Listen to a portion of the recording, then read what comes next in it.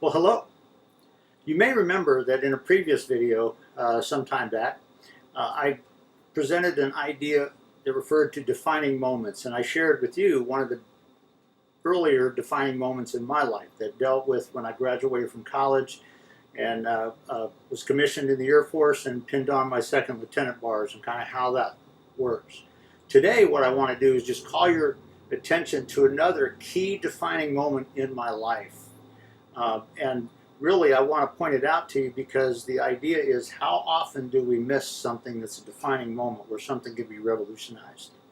It's interesting. Let me just set the stage for this defining moment by talking about this. I went into the Air Force, and I was fortunately one of about 9 people out of 35 that were actually seen as having the skills to perform in fighter aircraft. And I actually got selected for going to Air Force fighters, which in my mind at that time, I knew I was going to F-4 Phantoms, which is exactly what I wanted to do. Well, I went to F-4 training, and what totally blew me away is the fact that I was selected as the outstanding graduate for F-4 qualification training. And in fact, so much so that at the formal graduation, when my name was called, and they went through several awards, and my name was not on any of those, they got to the top award, and the squadron commander got up and he said, "And now for the top award of the class, the Outstanding Graduate Award for Class 81 ABG. And then he said, "Lieutenant Swaim, please rise and come forward." And I just about spit my wine all over the table because I was so shocked.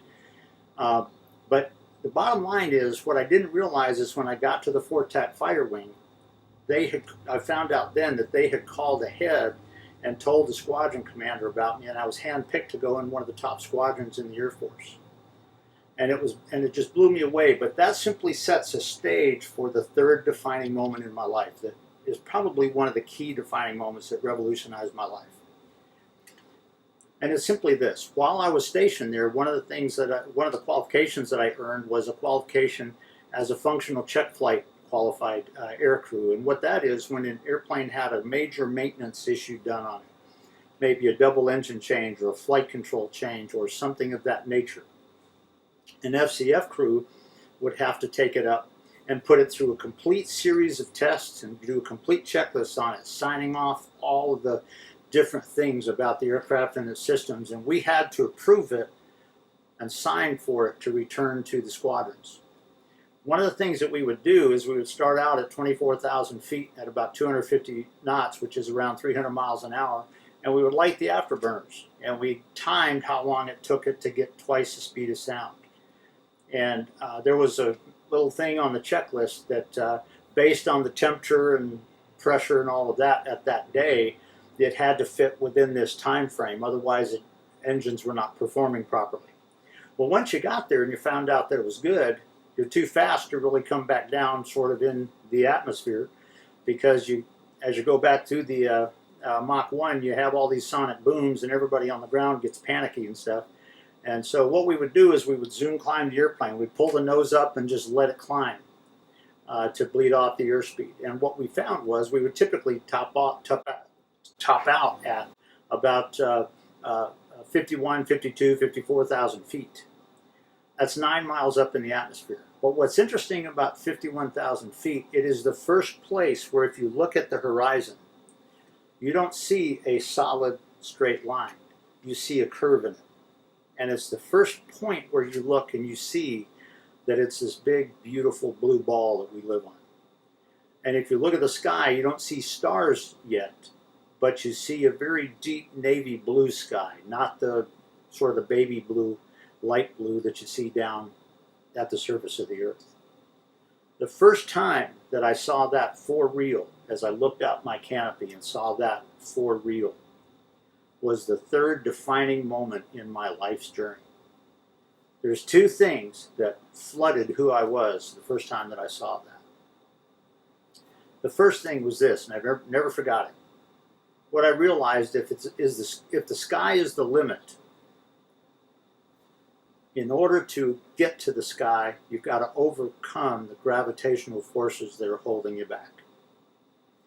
Whatever you want to achieve in your life, whatever you want to achieve in your destiny, you've got to overcome everything that's holding you back to get there. And the second thing that really stood out to me, and I've lived by it all along, is that all the talents that I have, the success that I've achieved, the things that I've gotten to do, none of it's about me. It's about those that cross my path. It's those that live around me. It's those that are in my sphere of influence. It's not about me. Those were revolutionizing for my life and my life journey. And I'm always grateful for the fact that I've experienced that. Let me ask you this. When you think about where your organization is going, when you think about your leadership, when you think about your teams, when you think about your up-and-coming leaders in your organization, what are the gravitational effects that are holding them back? What are the gravitational effects that are trying to hold you back? It's not just about you. What's it going to take for you to overcome those forces that are trying to prevent you from getting there?